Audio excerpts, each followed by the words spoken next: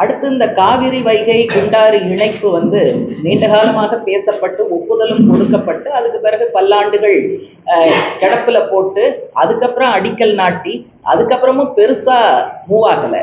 பாசன வசதி உள்பட பல்வேறு விஷயங்களுக்கு பலனளிக்கக்கூடிய ஒரு திட்டம். அதனால கூடுதல் கவனம் அரசு சார்பில் செலுத்தப்பட்டு இதை விரைவாக முடிப்பதற்கான முயற்சிகளை எடுக்கணும். ரொம்ப ரொம்ப பல வருடங்களாக இந்த இணைப்பை பற்றி நம்ம பேசிக்கிட்டே இருக்கோம்.